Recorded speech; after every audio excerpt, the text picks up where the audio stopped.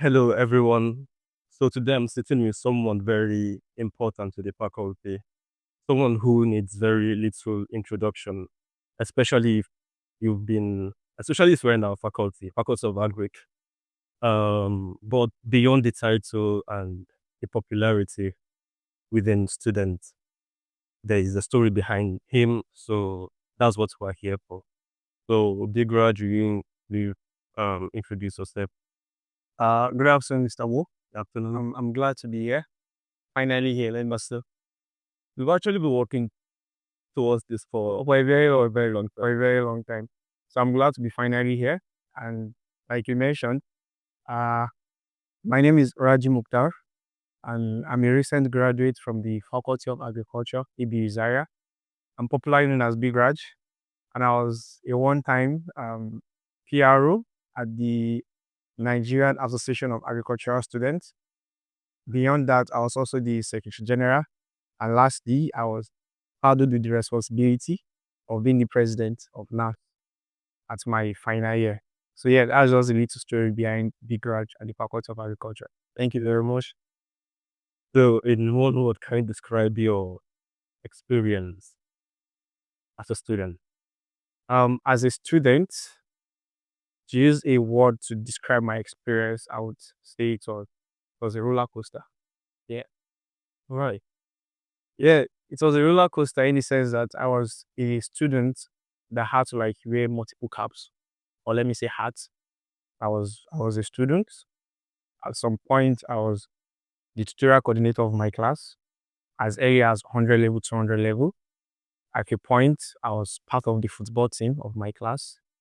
At a point, I was part of the debate team in the faculty, coupled with being into politics, or let me say student leadership. I don't like using the word politics because the country we find ourselves, politics has like a generic meaning to it, and I would prefer to use student leadership. I was engaged in student leadership, and I was into business as well. I started running business just to survive on campus as early as 200 level.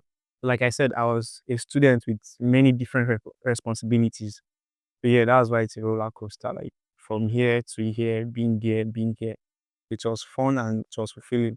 What did those responsibilities teach you? Yeah, one thing I've realized about life, although at this stage I'm still figuring out life also, but then one thing I've realized is the more responsibility you take, the more productive you become. I know a couple of students in my final year that came out with a very beautiful results, some even first class, and they are married, especially the ladies. You see some of them with two children, three, some one, and they're able to cope being mothers, being wives, and being students at the same time. And they came out top of the class. On the other hand, you have people who don't even hustle in school. Let me put it that way. They get sent money every month for their upkeep, which should be the norms for everyone. But the point I'm trying to make is they hardly have any responsibility more than the studies. But at the end of the day, you see, they still come out behind those people I talk about.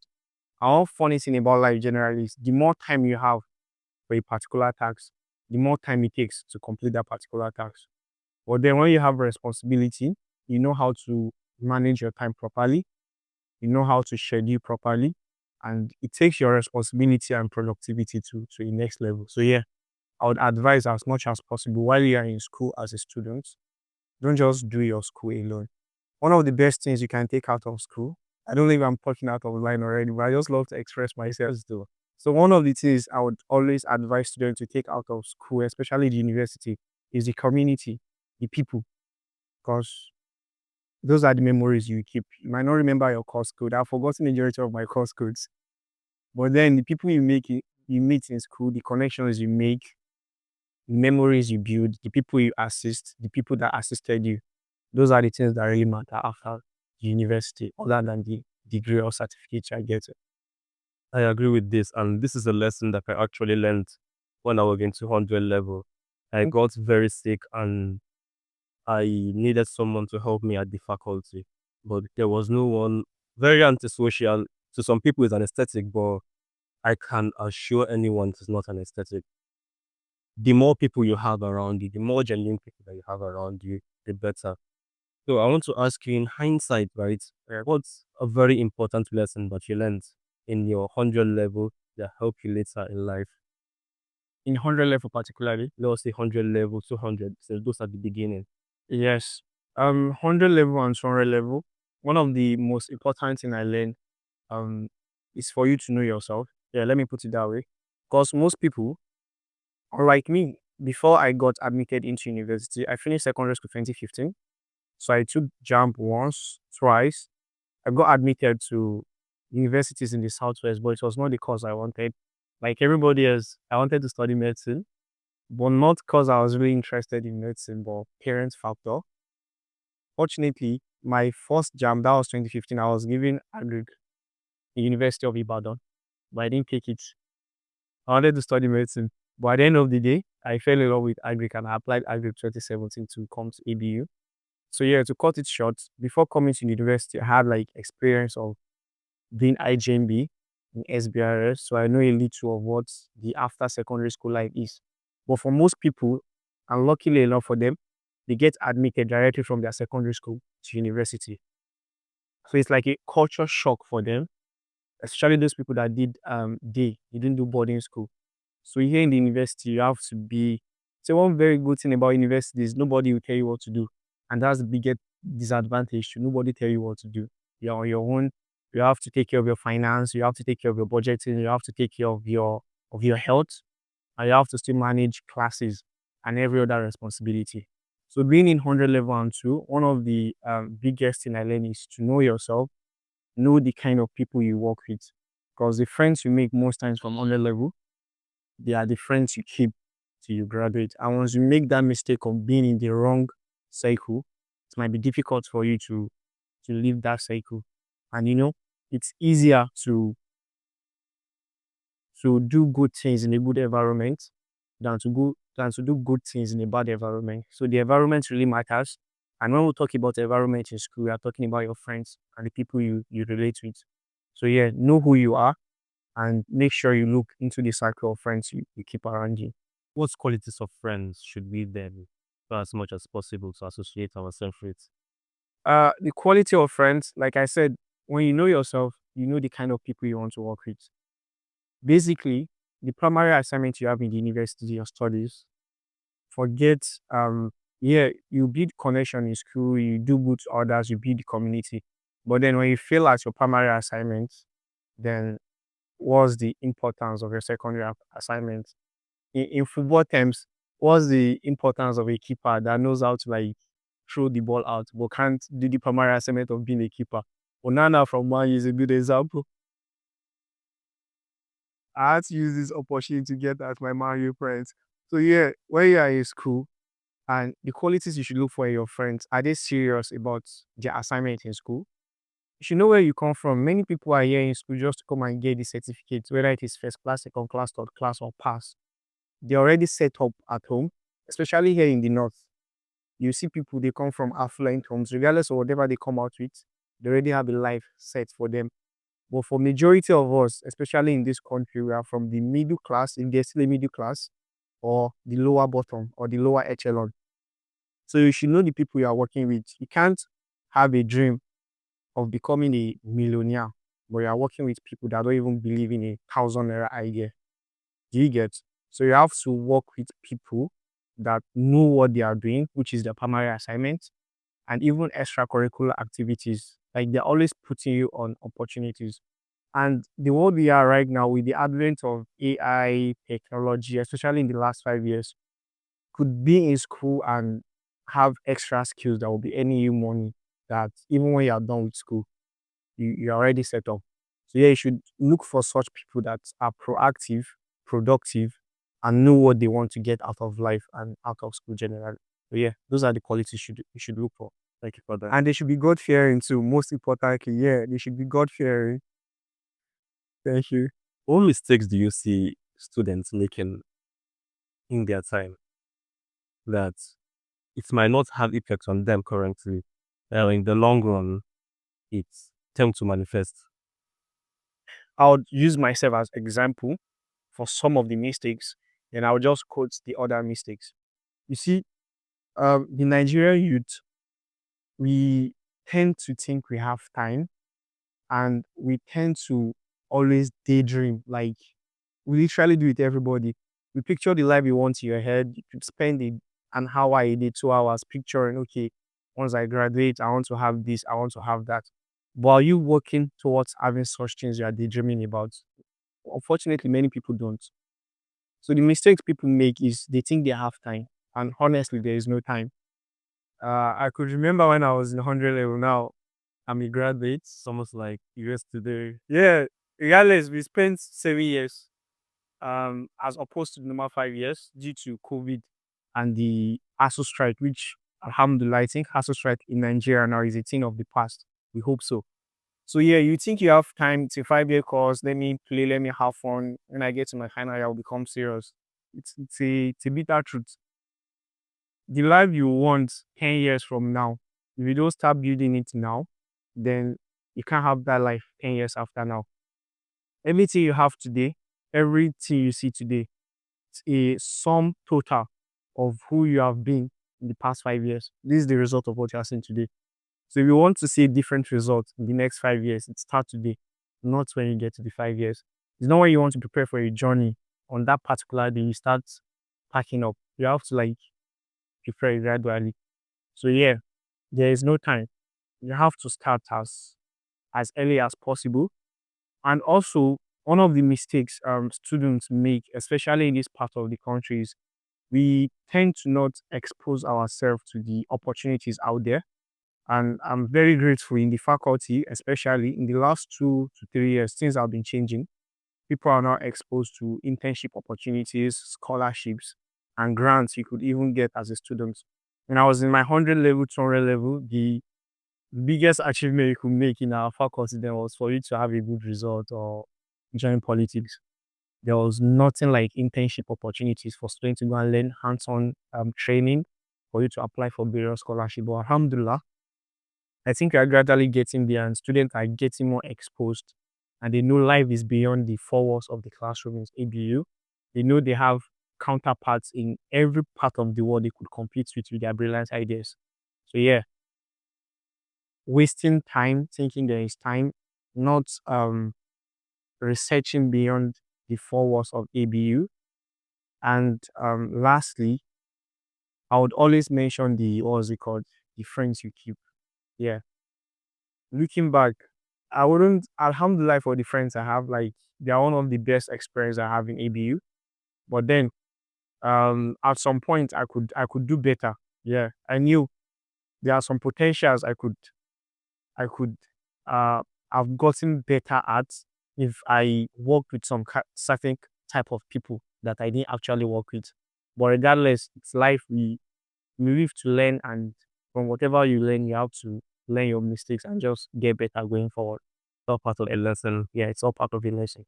Thank you very much. But what then do you think students should try as much as possible to prioritize in their time in school? Yeah. For the student priority, like I mentioned, your primary assignment, which is your studies. And by primary assignment, I don't mean you should do TDB every night or go to class every night. Like daily tiny improvement. There's this book I read by I've forgotten the name of the author, a very popular author, James Clear, Atomic Habits.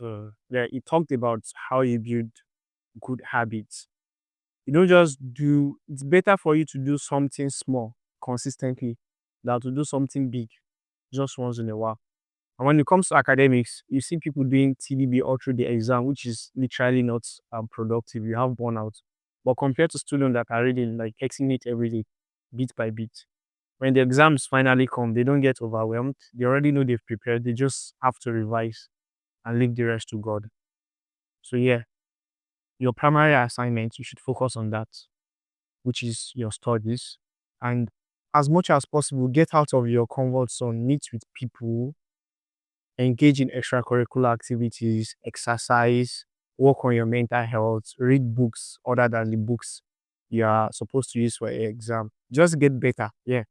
Get better as a human, that you are capable of finding yourself anywhere and staying true to yourself and bringing positive contribution to wherever you find yourself in life.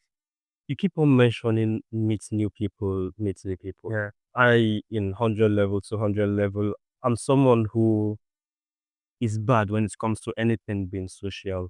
And you, obviously, you are kind of good at that. What's the secret to being good with people? Okay. Um, like I said, prior to coming to ABU, I had the opportunity of doing my pre-degree somewhere.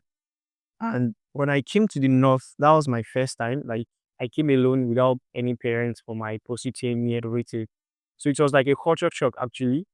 For people that knew me when I was in secondary school, I hardly wear kaftan or I was always on my casual wears and everything. But coming to the north, okay, I knew I was in a different place. I had to like adapt and know how things are in this place. And I figured one of the best way for me to adapt is by mingling with the people I meet here. How are they doing their life here? It could it was very surprising. Most of my mates, especially people from the southwest, in my class, you don't know how to speak Hausa before. And the first place you started learning is ABU. I was best in my class. I could imagine Hausa. So it was through me with people, I just want to like I love spreading positive energy. I love being in a community where you are free to interact with others, share ideas. And you could only do that when there's like mutual respect and communication between you and others. So yeah, my secret there was anytime I see someone, I smile, I greet them. Yeah, that's where it starts from. If I greet you the first time, smiling, greeting, hey, what's up? How are you? Are you in this faculty? How have you been? Good to see you. Would ask for your name. Although I'm very bad at names because I literally know many people. So keeping names was very difficult for me. And you see guys, big man, what's up, senior man? That was the routine. But yeah, always put on a bright and beautiful smile. Greet as many people as you can. And before you know, they will reciprocate the energy and you find it easy to mingle with people. That's the secret. Thank you very much. You're welcome. Last semester, I was having a conversation with a girl, and she was telling me about how she felt lost. The compass guiding her just vanished. And I believe it is something that it is very common with students. I faced that before when I was in probably 200 level, can't remember. Why do you think students tend to feel lost later on? Because she's in 300 level. I'm not really saying that, okay, she feels lost. So why do you think students feel that way? Okay. You see, one thing I realized about life is everybody you see out there, regardless of how good they are doing or how you think of them, nobody has everything figured out. We are all trying, making mistakes, learning from the mistakes, and getting better. Do you get? So, one thing I always tell myself whenever I find myself in a situation where I'm unsure, I feel like I'm lost and I don't know what next to do, that means I've actually grown. Because if I've not grown, then I would understand where I am. I don't know if you get the perspective I'm trying to share. When you're not growing, then everything is normal to you. Okay, let me give you an example now. You stay in a self-contained, you've not moved out of your house. Definitely you know where your bed is, you know where your toilet is, you know where everything is. But once you move to a bigger place, it takes time for you to get accustomed to your new space, for you to know where to keep this, for you to know where to keep that. So that's just an analogy to tell you that when you're not growing, then you are sure of everything. So the fact that you are feeling confused and lost, it's a indicator that you're actually growing. And with time, once you don't give up on yourself, that's the number one mantra. Never give up. Like no matter how difficult life is, if you fall down 100 times, get up 200 times. So far you don't give up, you keep putting in the best you could. You are showing up every day and you're focusing on the inputs, then definitely the outputs would take care of themselves when the time is right. So anybody out there, especially students in the faculty, whenever you feel lost, you think you've lost your compass, always remind yourself who you are, where you are from, and what's your goal in life. And like I always say, you can't do it alone. If you want to go fast, go alone. But if you want to go very far and you want to have fun while you are going far, you go with others. So when you have a good and quality relationship, you tend to have people, support system you talk to, people you share ideas with, people you tell, okay, this is what I'm going through. And they will be able to cheer you up. They will remind you of your potentials, of your capacity and your capabilities. And with that, you'd be encouraged to keep pushing and definitely you find your way. Something I noticed about you, and you actually done that in the faculty, was when they called you and your opponent for a debate, Okay. if you can remember. And you were just speaking, and students were just like, let me say, shouting, very, very happy with the way you were communicating with them. It shows that you're very good at public speaking. Are you born with that, or is it something that you learned? Uh, I was not born with that. Let me put it that way. Even till now, uh, I was never like an introvert. Let me put it that way. When I'm comfortable with people, I tend to express myself and I vibe a lot. Like I'm always a vibe, especially within my circle of friends. It's never a boring minute with me. But then in my secondary school, I was never part of maybe debating society or I was more like all those stubborn students in secondary school. Yeah, I was above average academically. That's kudos to my daddy. He was always putting me on my toes. So there, but when it comes to speaking, I think I started in my pre-degree days. I knew I had the potential to to bring something positive. And the only way I could do that is when I speak up and let people know I have this stuff to present. So I started by taking tutorials. I would make sure I read ahead of the class, take tutorials. Then coming to EBU, only my 100 level, I hardly go to class because then I had this impression I've done IGMB, what's 100 level, I don't need to go to classes. And I was told the attendance is not compulsory in 100 level.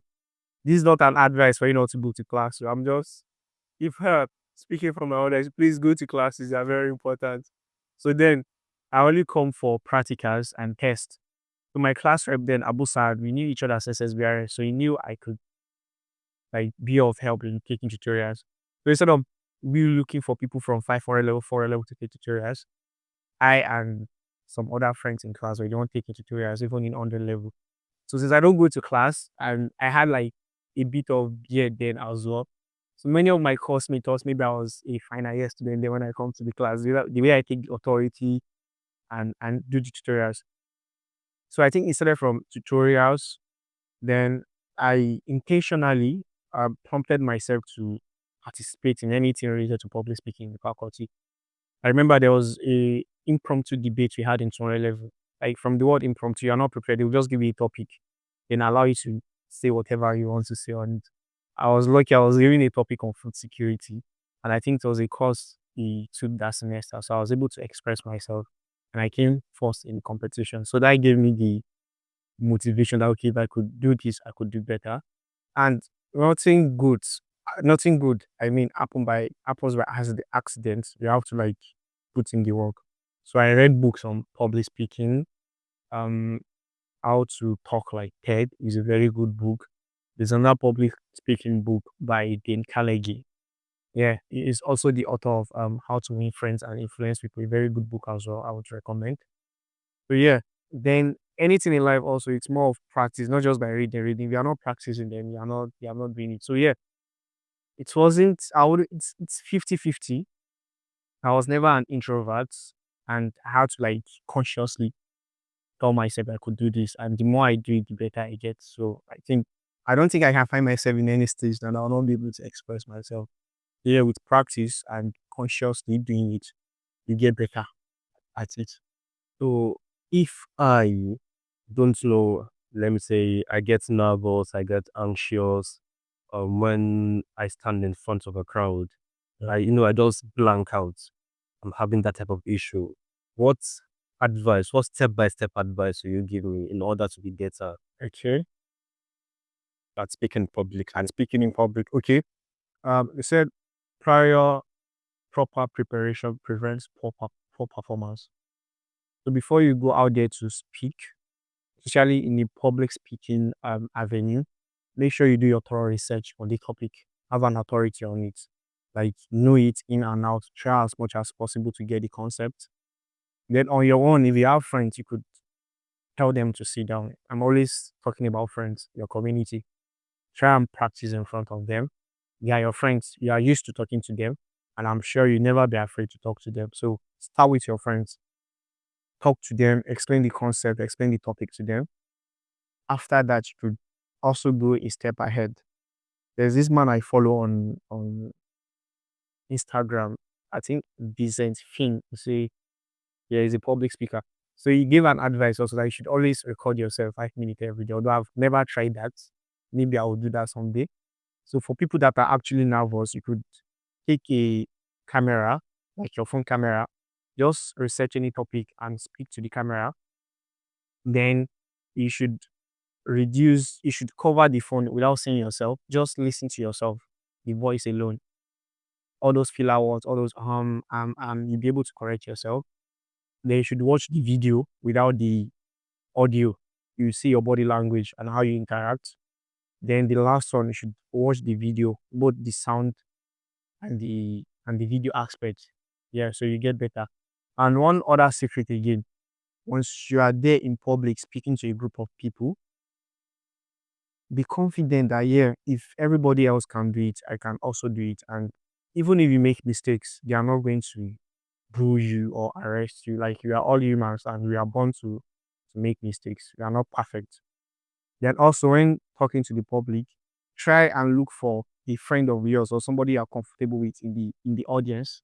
How with them, look at them and speak to them. Then from there you should look to your left or right, find another person you are talking to. So yeah, by going from one face to the other, your brain would assume you are talking to one person and not the crowd. And with that, you do well.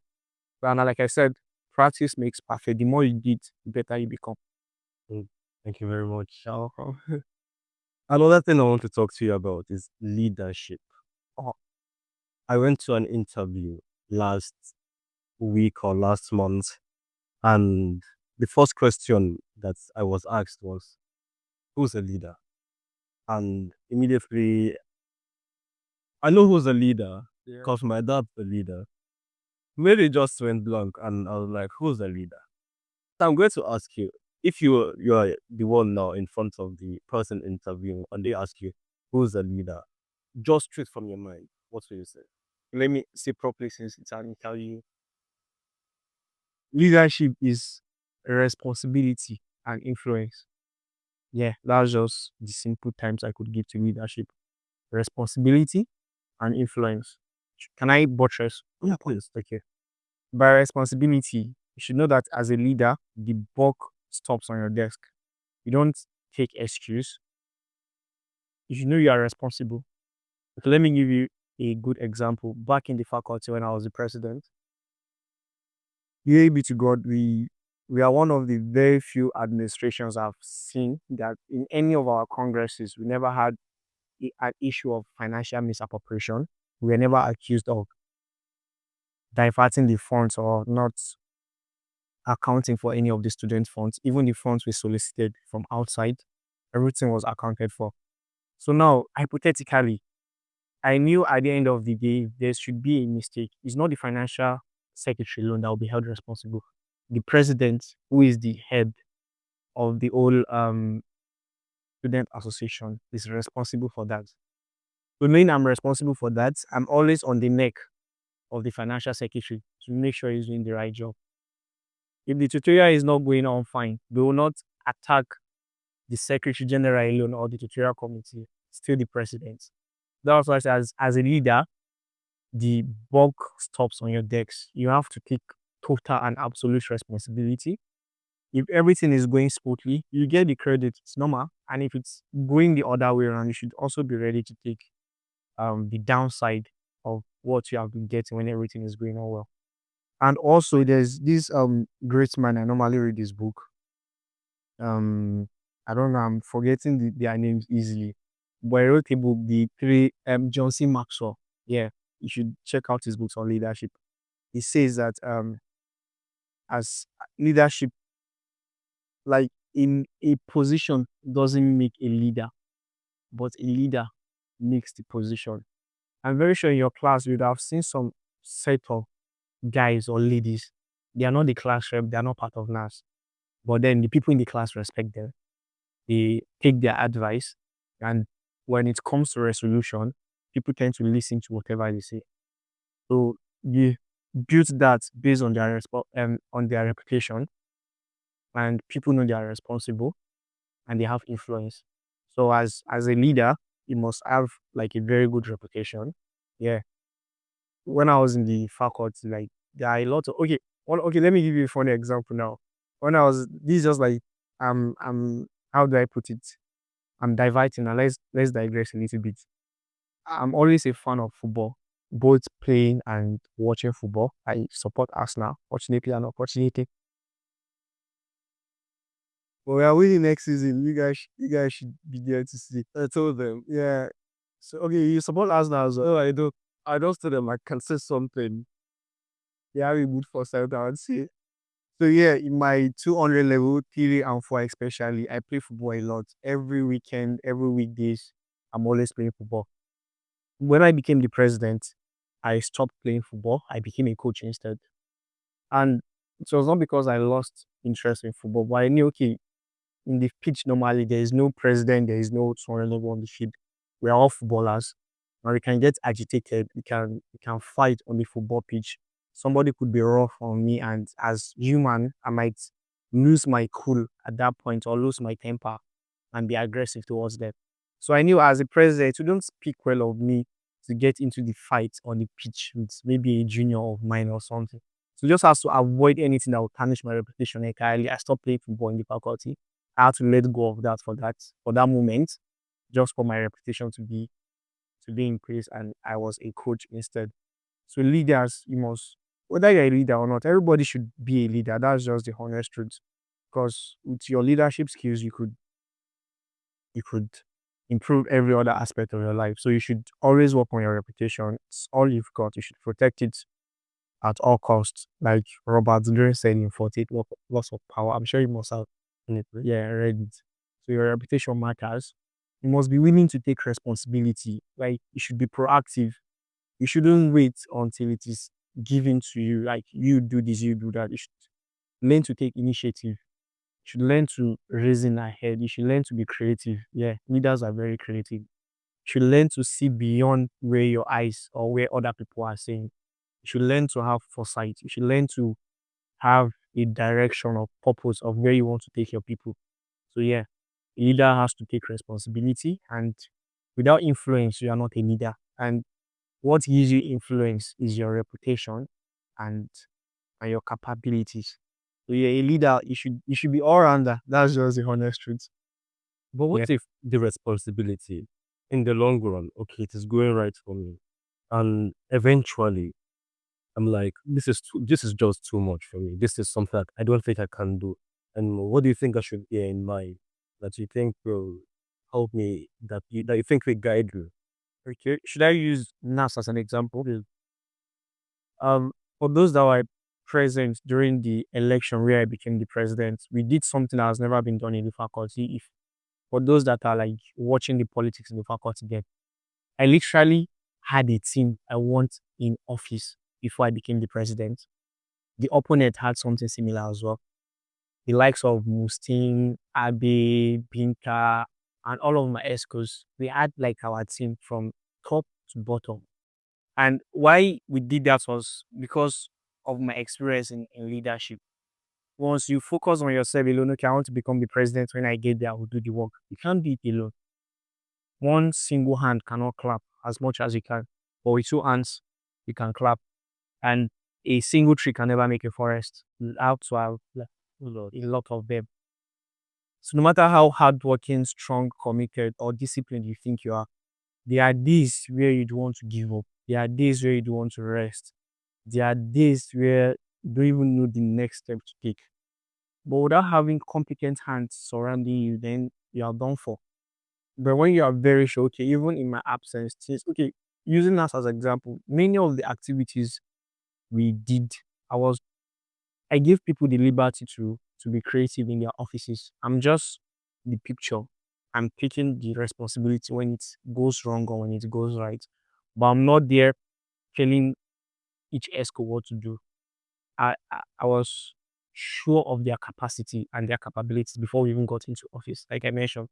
So yeah, the bottom line is you have to surround yourself with other leaders, people you imbue good habits in them. They will learn from you. You will learn from them.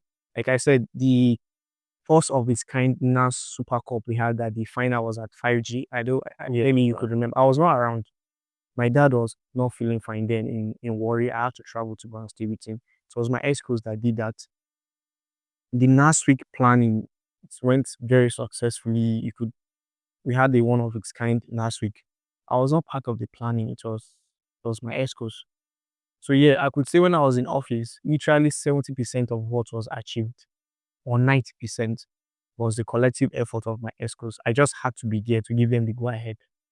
So yeah, as a leader, especially as the number one leader in any organization, you should make sure you surround yourself with people who share similar ideas, who share similar energy, and who are ready to learn from you as well as you learning from them and work as a team.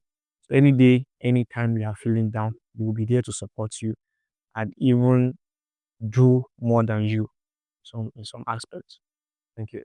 Chuku, this. So while I was researching about you, talking to people close to you, Oh, you did that? yeah, I did. I talked to a couple of people about you. Even though they told me not to mention their name. That is impressive. So a certain girl told me you are someone you who make people who will I say inclusive? How do I put that word? Who's inclusive? Who you try to when you're doing something, you try to bring people closer. That, okay, let me help you. You lend a hand and things like that. Why do you think that's important? What good lesson I would say I learned from my dad especially. Um, he respects everyone regardless of who you are. He worked with Nigerian what was it called Power Authority then. So I follow him to the office oftentimes because I grew up with my dad. My mom and my other siblings they were in Oyo State while I grew up with my dad in Ondo State. When I follow my dad to the office, I could see him, despite being a boss in his own capacity, I could see the relationship he had with even the gatesmen, the workers, the people below him, and how there's this broad line of who is who amongst them. He watches football with them, eats with them. So I knew, okay, if my dad could do this and people respect him in this society. I think that should be a good example for me as well. So at a very early age, I knew life is just about relationships. It's not, yeah, we all want to have money and everything, but at the end of the day, beyond all those material wealth, true wealth comes from the people, what people would say about you, and what impression and legacy you are leaving behind. So yeah, regardless of who you are, many are times in the faculty, literally, I'm a final year student while you're in 100 level, 200 level, but I'll be the one to greet you first. Because I know life is beyond, what's it called? The four walls of the university. Funny me, many people are even in 200 level that might have even finished secondary school before I do, because life is unscripted. So yeah, my way of life is regardless of who you are, so far you are human, you deserve my respect until you don't. I don't know if you get. So yeah, I that's just my rule of thumb. I will be good to you, and I expect you to be good to me. And it doesn't mean I don't have my boundaries or I don't stand up to breeze. Let me put it that way, or I don't know where to draw the line. So yeah, as a rule of thumb, be good to everyone, be open minded, try as much as possible to carry everybody along. Yeah, and being a leader, I didn't have a choice, so to say. Yeah, I chose the responsibility and I accepted the mantle of leadership. So it was paramount for me to be inclusive, to carry everybody along, regardless of their tribe, their gender. I think that was one of the biggest things that helped me in the faculty. Everyone I contested against in my 3 elections, they were from the north. Two of them, they were from Zaria specifically. But then it was due to the fact that people knew I was open minded, I was inclusive. That's why a young guy like me from the West would come to the North and still be a force to reckon with. So this particular person Yeah. mentioned one more thing, and he said you're someone who's a consistent person, right? When it comes to your activities, and I believe consistency is what makes the person. I believe even if you have certain talents, if you're not consistent, the person who is consistent is going to beat you. So why is it that you why is it that consistency is important? Well, I'm guessing maybe the person you interviewed was one of our experts. I don't even really remember it. But the way the consistency, like, I'm surprised how would describe me with consistency because left to me, and if I'll be very honest with myself, I'm very unserious. Yeah, like, you're really humble. Well, I'm not being humble. Like my close friends, actually, I procrastinate a lot, number one, which is very, very bad. But then maybe why I procrastinate is because at the end of the day, I still get the job done. Although maybe not to the quality or level I would expect of myself. But yeah, consistency in anything you do is just the secret to whatever you are doing in life. Okay, let me give you an analogy again. I love like giving examples so that you could relate to whatever I'm saying easily. You see people that break rocks like using hammer the manual way. They could be hitting at the rock like 100, 200, 300 times. Then at one point, a single hit will break the rock. So now you should know that it's not that last hit that actually broke the rock, but all the 300 that have been going on that you have not been seeing, that have not been seeing the impact of the rock. The sum total of all of them is what broke the rock. So many people out there, they only see the limelight, they only see the success, they only see they only recognize you. Say winners are not made in the ranks, they are only recognized there. So consistency is what really matters. Look at Thomas Edison, for example, how consistent he was, failing. According to the things we read, like he tried 1,001 times before he could have the light bulb. Look at Elon Musk, Sarah Shire to launch SpaceX, failure upon failure, but look at who he is today. So yeah, those are people who could draw inspiration from, and it's just the rule of life. Okay, let me give you one funny analogy. You look at a kid trying to walk. You see them after crawling for a while, they'll make an attempt to walk. And most times for the first few 10, more than even 10, 20 times, they're always falling, but they never give up. As we all give up as kids, then none of us will be walking today. So I think if kids should know that consistency and never giving up is the secret to achieving your dreams in life, then it's a no-brainer for we the adults to know also that consistency is what really matters. Like I said, Atomic Habits is a very good book. You guys should check it out. It explains a whole lot of concept about you showing up every day. You showing up every day. You don't know when the lucky day is going to be. You don't know when that day is going to come. You don't know when that win is going to come. But the only thing you can manage from your own side is to stay consistent and show up every day.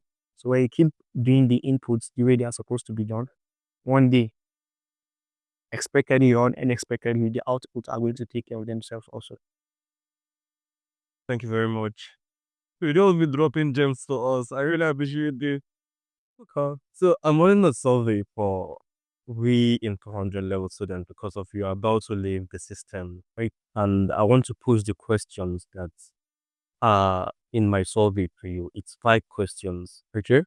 The first question is, was there a moment that tested your resilience, either personally or academically, during your whole time in school? Yeah, definitely. More than once. There are a number of times especially during the lockdown. Yeah, because at some point before the lockdown, my whole existence was around school. The friends I have mainly they are in school. Most of my activities are tied to school. Even on breaks, I hardly go home. I only go home, let's say 2 weeks or 3 weeks maximum every year. So I'm always in Zaire. I'm always around the school environment. That was what gave me my life, so to say. But then the lockdown came. We're not even sure of the number of days we're going to spend at home. You could want to learn a skill or do something, but you don't know when they are going to call you back to school. So many people were just inactive. Just stagnant. You're just stagnant. You don't know when you're going back to school. You don't know if you should start this. You don't know if you should do that. But yeah, at that point, I felt really lost, like confused. Even the friends, we hardly check up on each other at some point because everybody got tired. So that was when I knew, okay, I have to have something outside being just a student. I have to like engage in other extracurricular activities. I have to like have a meaning to my life, not just the school. And also in school, one of the things that would test you is SAPA. Like, you go hungry, only hungry, all face this. You go hungry. And one funny thing about you, man, is when you are hungry, you are going through the trials and tribulation. You promise yourself that the next time money enters your account, you are going to be more judicious and prudent with your spending. But don't worry, once that money come, you forget you have suffered and you ball.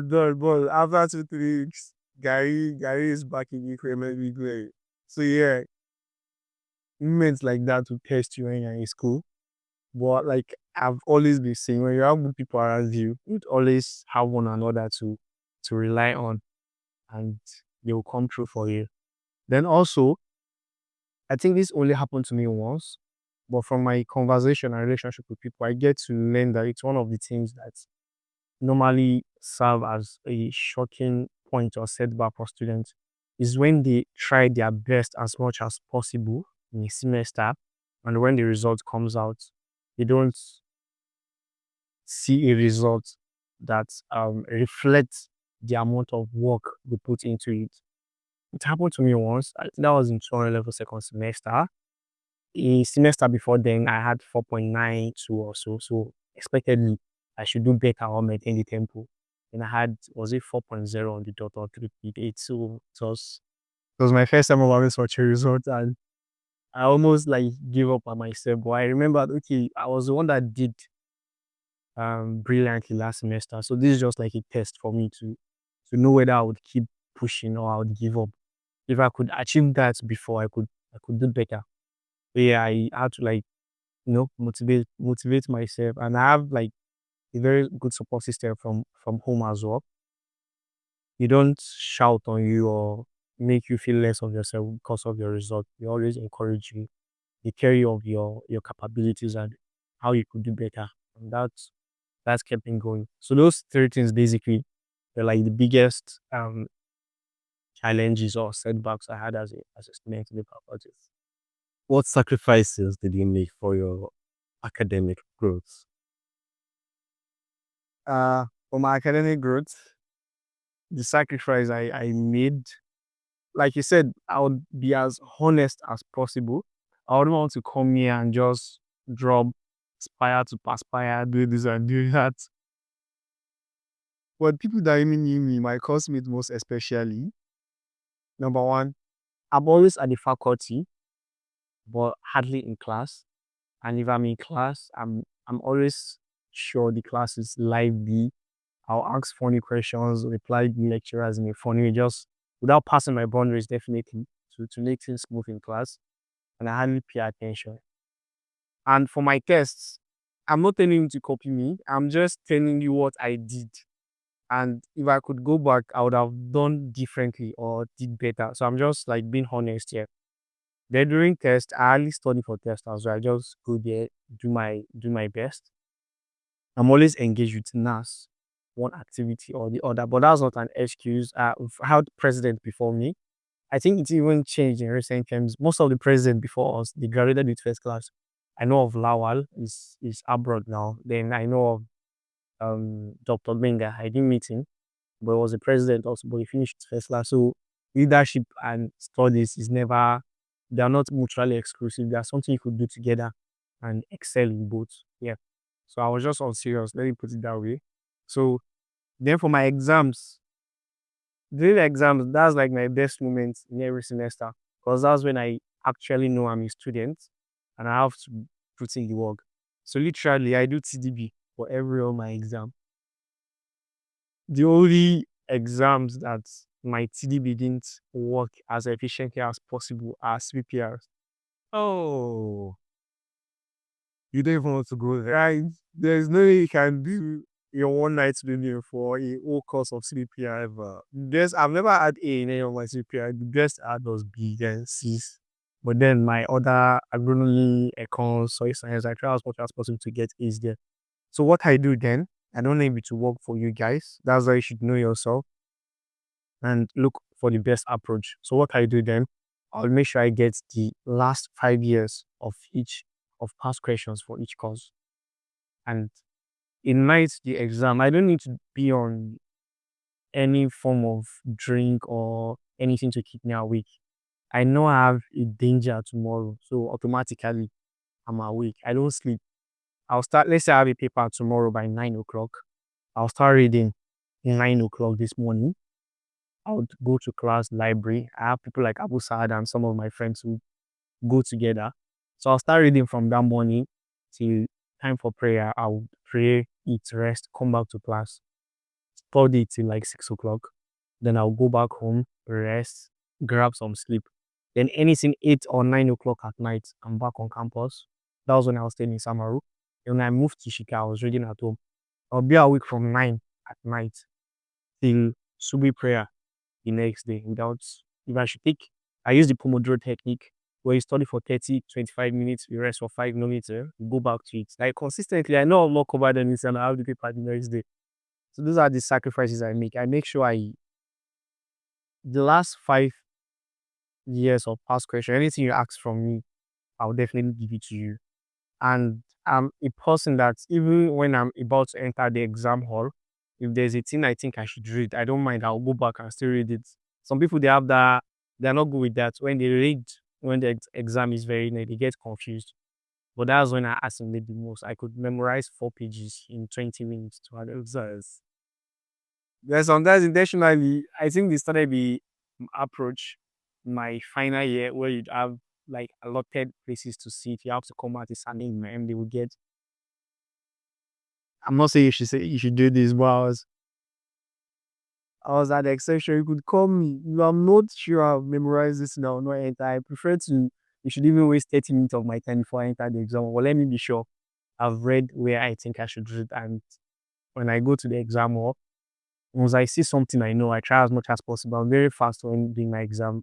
Most times within the first 30, 45 minutes, I'm done with my papers already. I'll, and if it is not CBT,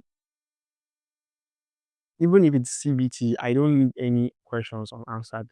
And if it is theory, the ones I don't know, like I have to be absolutely sure I don't have any idea for me to leave it blank. But so far I can think of something related to the answer, I'll definitely put it. Say half a loaf is better than no bread. So yeah, that's the sacrifice. TDB every exam. Is there anything you do differently if you were to restart your Most definitely, I would do a lot of things differently. I would I would try as much as possible to study way before the exam time. I'll try to use the approach of daily tiny improvements. If it's just 30 minutes every day, it's something anybody can do if you are being sincere with ourselves. No matter how busy or occupied you are, you can actually dedicate 30 minutes of your time to study every day.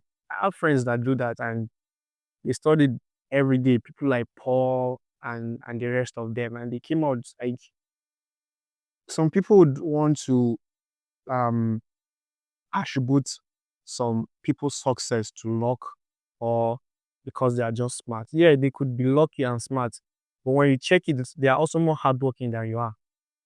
Do you get? I agree. So instead of people to acknowledge the hard work, they will just acknowledge everything to luck and being smart. Yeah, they are smart and lucky, but you are not as hardworking as them. So imagine someone is smarter than you and you claim they are more lucky than you and they're still working harder than you. So what do you have against these people?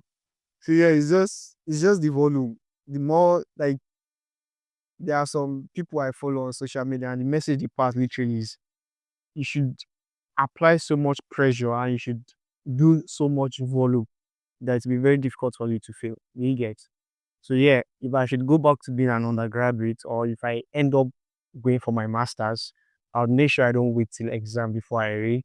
I'll take my tests as serious as my exam because tests are also exams. They are the cumulative of what you're going to get at the end of the day. You could score 30 or 40 in your test. You already know with your 40 in your exam, you are good to Good to go. go. But if you have 10 in test, you are looking for 15 in exam, which is more difficult. So yeah, that's it. Your test is your exam, and your exam is your test. Um don't say test is test. Test is exam. Just take it that way. So if you know that your test is your exam, then you give much the same energy you give to your exam, you give it to your test. What is something your time in school have taught you about yourself? My time in school taught me about myself is that I can literally adapt to any environment and situation I find myself. And it's also make me so it made me believe in God. Like there are some things that have happened or some situations I find myself that I don't know how I'll get out of there. But I'll just pray and know that God will do something. And like always, I always see him doing it for me. So yeah, one thing I really understood about myself is yeah, I could adapt to wherever I find myself, and I should always trust in God to come through every time. So I have two questions, anonymous questions. Anonymous Yeah, question. yeah, That means the questions are not from you. and not from me. The basically said they would like to ask you this. So the first one is, okay, have there been moments when you felt insecure or unsure about yourself, and how did you deal with them? Insecure. No. Okay, one message I would love to pass again is you should let your so far you are working on yourself every day, you trust yourself. I feel like where insecurity comes from is when you're not sure of yourself and you're not putting in your best to become a better version of yourself. There are some days where you skip, you rest, you just want to be idle without making any progress or improvement. It's normal, we are human. You can't be 100% productive throughout your entire existence. There are days where you want to relax. Yeah, but that word insecure is what I would not want to use. But yeah, I'm very unsure of myself. Yeah. But let me give you another instance. There's a point where, okay, I never wanted to be the president in the faculty, especially in foreign level. I just wanted to contribute my quota. And my final year, then I told myself I would want to use that IT period to go and hustle, to do something meaningful, to get to just be financially independent. Let me put it that way. That's the dream of every student before leaving school. But then I talked to mentors of mine. Yeah, that's one good thing you should have also. Mentors, people you look up to, people you people that have been where you are before and are now out of the place. They are going to have like a better understanding of the place. Those are the people you should also have also. You should have mentors, people you ask questions, people you talk to when you're confused. So many of them told me to go for it. I was great for that. Like my record could speak for itself. So why should I not do it? And I should take the responsibility, and at the same time I should focus on business and hustle, which I did.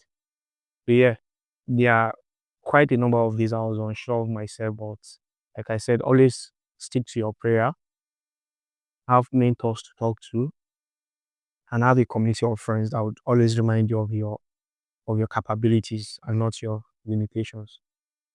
So the other question is, are there times when you feel sad, when you feel down, and how did you go about it? Yeah, I'm human.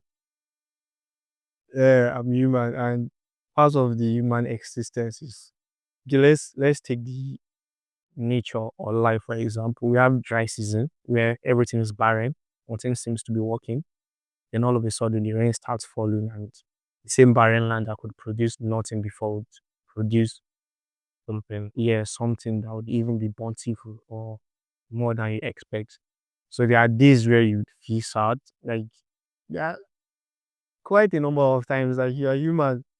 You'd be having emotional breakdown, you could be having financial problem, which will definitely affect your mood. I think literally, especially the guys, 90% of our problem comes from money. 99. If you say a guy not being in mood or anything, forget you will get money. but I don't know where the next money is going to come from. So there are moments where I've been sad and I don't know what to do, even angry. But then I would always remind myself, okay, this too shall pass. Yeah. There was a certain time for more than a year or 2 years. That was um my what was it called? If you check my profile on WhatsApp, that was what I wrote there. This too shall pass. So whatever I'm going through, whether it's happiness, sadness, I always tell myself, whoa, this thing is temporary. Like you're not here to enjoy forever. Like you'll be tested. And you persevere and you keep pushing, you pass the test, you enjoy, then you should know that another test is going to come. So like it's a vicious cycle, it never ends. There's no point you get to that you think that's where my happiness is or that's where everything ends. It doesn't work that way.